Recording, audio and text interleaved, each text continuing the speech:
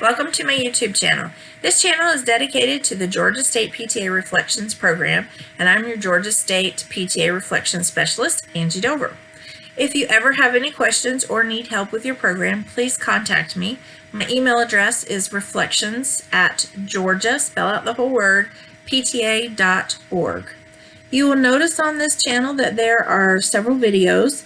They go into more specific and more detailed instructions about other areas of the program. This video is going to talk about packaging the entries and a couple of extra things. So to start with, I want to go over packaging. What I call my perfect entry is this. The reason being is it's a photograph, it's the proper size, it has matting around it, and it is properly wrapped in the correct cellophane wrap to protect the photograph. The entry form is securely attached to the back inside a protective sheet covering. Now, ideally, all the entries would come to us perfectly packaged. That, however, is not going to happen because we live in the real world. So, if you get an entry and it is not properly packaged, I'm speaking photography or visual art, if it's not wrapped in the cellophane wrap, or if the entry form is not in a protective sleeve, that's not such a big deal. I don't want you to get bogged down into the details of packaging. I'm going to go over the correct way that it should come to you, but I don't want you necessarily spending all your time and money repackaging all the entries just so they're perfectly packaged. It depends on, does it get judged to go on to the next level? Because if not, there's no point in you repackaging it to make it look just so. Now, you may want to repackage it for display at your celebration. That's totally up to you, but you don't need to necessarily repackage any of the entries that are not moving on to the next level. You do want the entry forms to be securely attached to all of them on the back if it's visual art or photography. If it is something that might rub off or degrade, you want to protect that. So if it's a chalk or pastel entry or something that has a lot of glitter on it that could fall off or rub on other entries and cause them to degrade, then I would spend the time to properly package them so that they're not interfering with the other entries and causing damage to them. Now, it says in the rules that this wrap is not accepted, but you're going to get some wrapped in this every year, I can guarantee it. This is the Foodwrap or saran wrap that we use in our kitchens. If you get entries wrapped in this, just take it off. This is not acceptable. This will cause problems because it does cause other entries to stick to it, like photography entries or some of the paint entries will stick to it.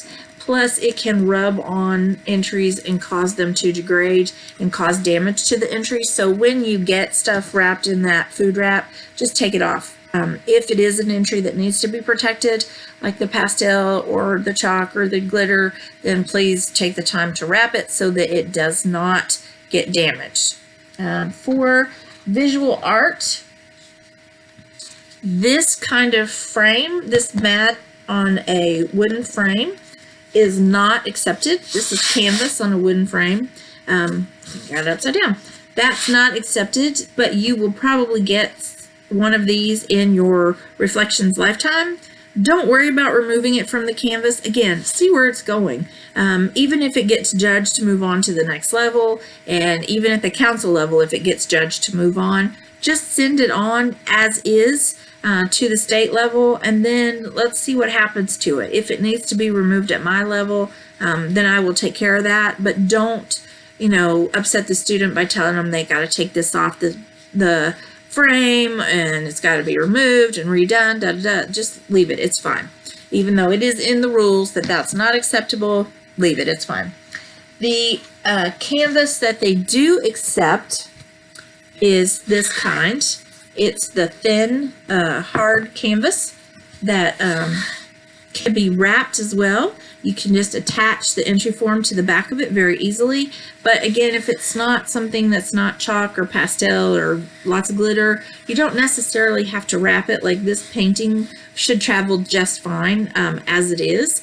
But if you have the means and the help to do so, by all means package it the way it should be. This is a photography piece, or this is a piece that was entered as a photography piece, but it's not a photography piece. The reason being is that these are separate photographs. I don't know if you probably can't see that too well in the video, but these are all separate photographs. This is not one collage print. If it is one continuous print, then this would be photography, but because it is separate photographs attached here, that makes this a visual art piece. Please, please, please catch this at the local unit level, because once it goes past you, it cannot be changed. You cannot switch categories for this, and then it automatically gets disqualified. If it's entered as a photography piece, please go back to the student and say, gosh, you know, this is really nice the way you did it, but because it's separate pictures, this actually is a visual art piece and not photography. So that you can switch that at the local school level and don't send it forward where it would get disqualified. Now, if they use one of those collage apps where they can go in and take several photographs and make one continuous print of a picture, that could be entered as a photography piece. But when it's separate photographs like that, or if they put like a text box sticker on it, you know, like those little clouds that stick out above the mouth, and they write something on it, that also makes it a visual art piece and not photography. But just please watch out for that. If you have any questions about whether it's visual art or photography, please contact me and I can help you with that. Now, for your film, music, dance, and literature, this is the preferred package in the clasp envelope with the entry form attached to the front. You used to be able to do the literature entries like this in the folder file, but it's not locked up, and so that would slide out.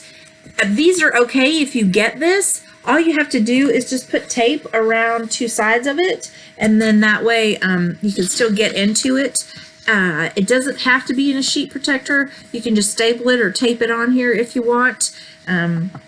Same thing for the clasp envelope. If it's not in a sheet protector, that's okay. You can staple it to the outside or tape it to the outside. You can also put those entries in a Ziploc baggie. Just fold up the entry form and stuff them down in the Ziploc baggie. Just depends on, you know, your funds and time, what you can do for packaging. Again, I don't want you to get bogged down into the little tiny minutia of the rules, because it will make the program not as much fun for you, and then you won't want to do it again. And of course, I want you to do it forever. No, just kidding, a little bit. But if you have questions about the packaging, please contact me and let me help you with that. The other things I want to talk to you about on this video are plan of work and the donations transmittal form. The plan of work looks like this. And this is my actual plan of work for my school. I am at the high school level now. And a lot of the local units are now asking each of their committee chairs to provide a plan of work for them each year. And it's just a good idea, because the next person that comes in behind you can look at this plan of work and be able to know, okay, this is what I need to do. This is when I need to do it. They're very easy to do if you have one to follow by. So I can always send you this, email it to you directly, so that you can do your own plan of work for your school. Same thing for the council. Council level needs them. State needs them as well. So if you want to get a sample of that, or if you need help with your plan of work for Reflections, please let me know, and I am happy to help you do that. The last thing on this video I want to talk about is the donations transmittal form. You will see down here towards the bottom the suggested $15 donation for Reflections. Now that is a suggested donation. If you have plenty of money in your budget, then by all means please submit that to the state. Every penny of that goes towards the state Reflections program, and it does help pay for the awards and certificates and all that stuff that we give at the state level. If you have a little teeny tiny budget like $50, or some schools I have no money in the budget for reflections, please don't worry about sending that in. That is a suggested donation. It's not required for you to move your entries forward. But if you have the money in the budget, by all means send it. If not, don't worry about it.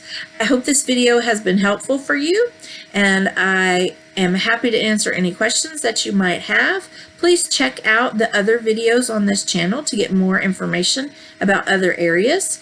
And again, if you need to contact me, my email address is reflections@georgiapta.org. And I will see you next time. Thanks for tuning in. Bye-bye.